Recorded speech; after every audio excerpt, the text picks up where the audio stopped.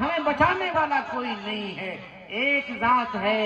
ایک ذات ہے، ایک ذات ہے جس کا دروازہ ہمیشہ کھلا رہتا ہے۔ چلو ایسا کرتے ہیں کہ ہر کوئی اپنی زندگی کا ایک نیک عمل اللہ کے سامنے رکھے، جس کے بارے میں وہ یہ سوچتا ہو کہ اس نے اپنے رب کے لیے وہ نیک کام کیا تھا، اللہ کی رضا کے لیے اس نے وہ بھلائی کا کام کیا تھا، اللہ کو منانے کے لیے، اللہ کو خوش کرنے کے لیے خلوص کے ساتھ، للہیت کے ساتھ اس نے وہ کام کیے تھے۔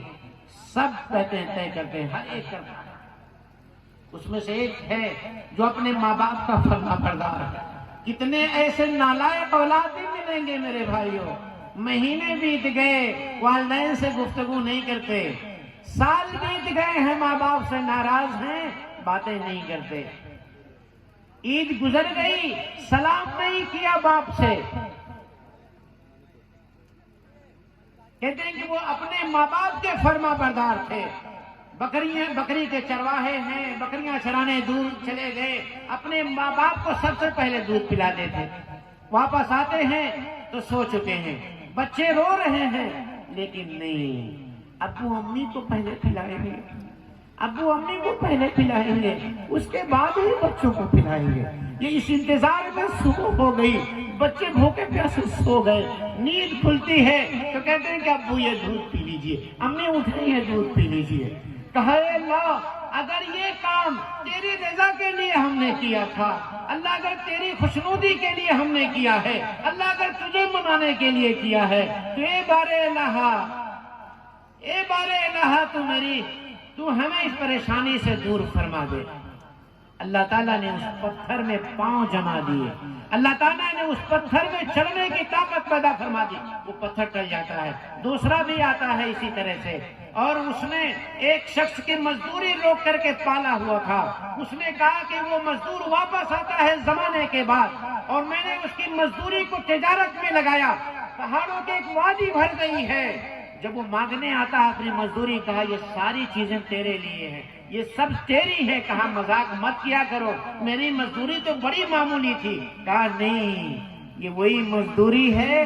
جو چھوڑ کے گئے تھے، ہم نے تجارت میں لگایا اور آج اس شکل میں دیکھ رہے ہو۔ کہا کہ سارا ہاتھ کے لے کے چلا گیا، ایک بھی نہیں چھوڑا۔ کہا اللہ اگر یہ کام میں نے تیری خوشی کے لیے کیا تھا تو اس مصیبت سے نجات عطا فرما۔ اور ہوا یہ کہ وہ پتھر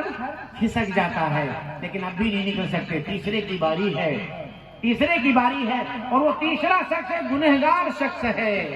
ایک گنہگار شخص ہے جس کا عشق اپنے چچا زاد بہن کے ساتھ ہے، بارہا کوشش کرتا ہے کہ اس کے ساتھ رات گزارے، اس کے ساتھ سیاکاری کرے، اس کے ساتھ گناہ کا کام کرے، اس کے ساتھ شباسی کرے، اس کے ساتھ زنا ہو، اپنی خواہشات پوری کرے، موقع نہیں آتا۔ اللہ کا کرنا ایسا ہوا، سالی کا زمانہ آیا، گھر میں کچھ کھانے کو نہیں ہے، اس کے گھر مانگنے کے لیے قرض آ گئی، کہا میرے بھائی گھر میں کچھ کھانے کو نہیں ہے، اگر تجھ سے کچھ ہو سکے تو کچھ پیسے ادھار دے دے، اگر تجھے ہو سکے کچھ قرض دے دے۔ 120 دینار نکال کے دیتا ہے اور یہ کہتا ہے کہ لے جا، اس شرط کے ساتھ رات میرے ساتھ گزارے گی، رات میرے ساتھ گزارے، مرتب کیا نہیں کرتا،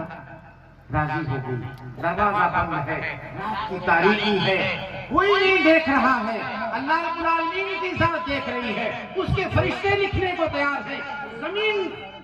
شہادت دینے کو تیار ہے، اس کی کسی کے آزا تیار ہے، گناہ اب ہونے کو ہے۔ کہا کہ ہم گناہ کرنے کے لیے بیٹھ گئے، اب گناہ ہوگا کہ تب گناہ ہوگا۔ اس خاتون نے کہا اس سچویشن کو دیکھو، اس کی پاک دامنی کو سامنے رکھو، جس نے کبھی زندگی میں کوئی گناہ نہ کیا ہو، اس کی پاک دامنی کو سامنے رکھو، اس کی لاچاری کو سامنے رکھو، سب دیکھو، اس منظر کو دیکھو، کیا کہتی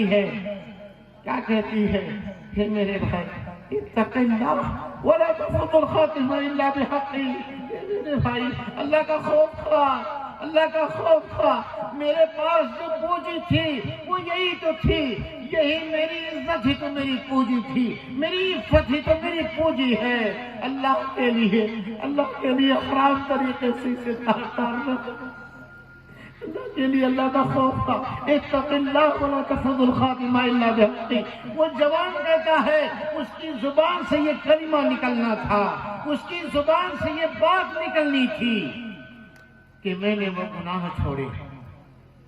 میں نے وہ گناہ چھوڑے، اور اس سے کہا کہ 120 دینار جو قرض دیا ہے میری بہن تو اسے استعمال کر، مجھے واپس کرنے کی ضرورت نہیں ہے۔ اے اللہ، اے اللہ، اگر یہ کام، اگر یہ کر کے جرم، اگر یہ کر کے زنا، یہ گناہ تیرے خوف سے چھوڑا تھا، تیرے ڈر سے چھوڑا ہے، اللہ تو اس مصیبت سے نجات کا اسے سبب بنا دے۔ اللہ تعالیٰ نے اس پتھر میں چلنے کی طاقت پیدا فرمائی، پتھر اتنے دور جاتا ہے کہ سارے لوگ باہر نکل کے آ جائیں۔